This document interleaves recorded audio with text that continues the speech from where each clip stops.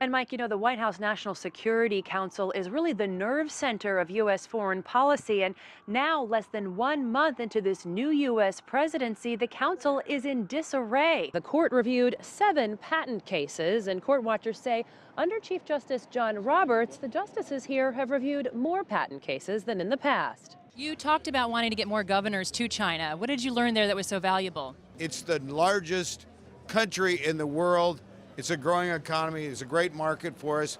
I want to do all I can to try to help the economy of all the states. I heard you talking about NAFTA and a trigger, but I didn't hear you say you had triggered the trigger. We have not triggered the trigger. President-elect Donald Trump also says he will announce a Supreme Court nominee within the first 2 weeks of his administration, order a 90-day cybersecurity review, and also begin building that wall on the southern border using taxpayer money, even though he pledges to get Mexico to pay for it. U.S. President Donald Trump has also promised to create hundreds of thousands of new American jobs, and of course, building ships is one way to do that. I had the opportunity to speak with someone who helped build this carrier, and he says he is very satisfied with his paycheck. Another question leaders at the U.S.-ASEAN summit will be asking, will American engagement in the region continue under the next U.S. president? Elaine, as you know, Reagan National Airport, largely a domestic airport, but even here we are seeing evidence of that heightened alert. And Mike, in a sharp departure from the Obama administration's policy on Israel, Donald Trump is keeping his options open when it comes to how to resolve the Israeli-Palestinian conflict. And Mike, the White House National Security Council is really the nerve center of U.S. foreign policy. And now, less than 1 month into this new U.S. presidency, the council is in disarray, even as global leaders are looking for more information from this White House on the future of the U.S. role in the world. After weeks of controversy over his contacts with Russia, U.S. National Security Advisor Michael Flynn has stepped down. In his resignation letter, Flynn admitted to giving incomplete information to then Vice President-elect Mike Pence regarding his calls with the Russian ambassador. What he left out was that he discussed the sanctions imposed by the Obama administration after determining Moscow attempted to interfere with last year's presidential election. The White House says U.S. President Donald Trump knew for weeks about Flynn's untruthfulness before asking him to leave. There was nothing in what General Flynn did in terms of conducting himself that was an issue. What came down to, plain and simple, was him misleading the vice president and others and not having a firm grasp on his recollection of that. You cannot have a national security advisor misleading the vice president and others. As National Security Advisor, Flynn took a lead role in developing U.S. foreign policy on the Democratic People's Republic of Korea, fighting ISIL, and enforcing the Iran nuclear deal, making this warning after Tehran's recent missile launch. We are officially putting Iran on notice. Israeli Prime Minister Benjamin Netanyahu had hoped to work with Flynn to take a tougher line on Iran.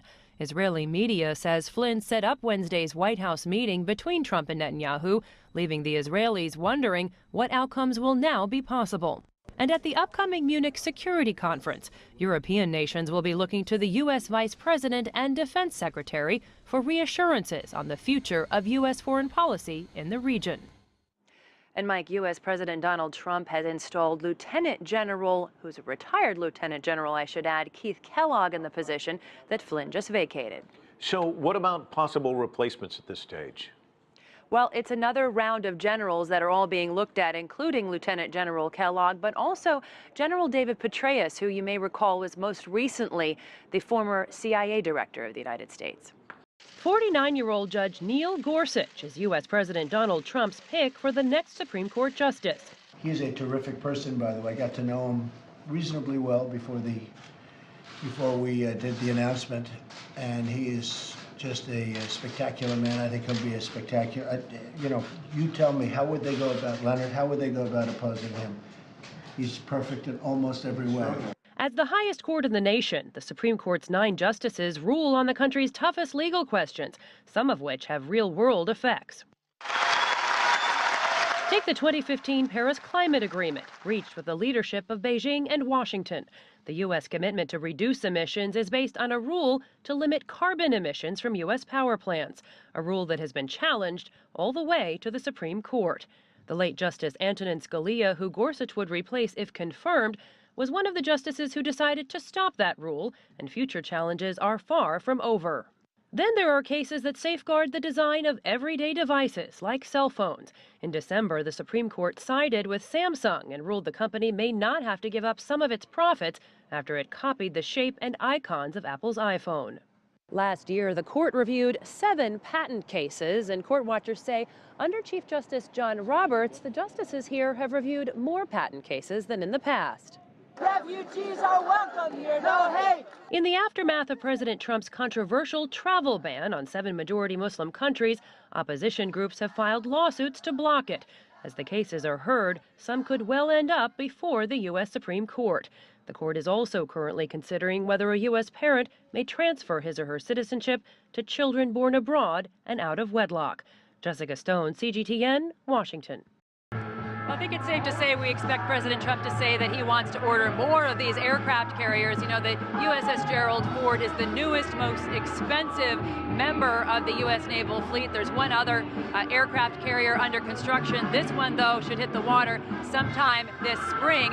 Donald Trump, of course, has begun the week by talking about more military spending, literally putting a budget together to spend 10% more on the U.S. military budget, a total of $54 billion. He's taking a tour today of the USS Gerald Ford, and, you know, he wants more ships. He's asked the U.S. Navy for 350 total ships. That's an increase of about 80 from the current number. He says that we need a bigger Navy in this country because we need to counter Russia and China. To keep America safe, we must provide the men and women of the United States military with the tools they need to prevent war. If they must, they have to fight, and they only have to win. That was the president's remarks from earlier this week on his joint session of Congress. But, you know, the reality is that the U.S. does spend the most in the world on its military. China, its next closest neighbor, spending about a third of what the United States spends on military. Russia, in turn, spending a third of that on its military. So the reality is the U.S. is the biggest military power in the world. That said, Beijing did have a response earlier this week to the military buildup that was rolled out by the White House, saying in part that we hope this is beneficial to maintain world peace, and we are willing to work together to create a secure world, Asier. And Jessica, how does the military buildup fit into other promises by this administration? Well, this is a president that, of course, has campaigned on creating more American jobs, and what better way to do that than to build more ships? I had an opportunity actually this morning to meet a person who participated in building this aircraft carrier, and Asier, he says he's very happy with his paycheck.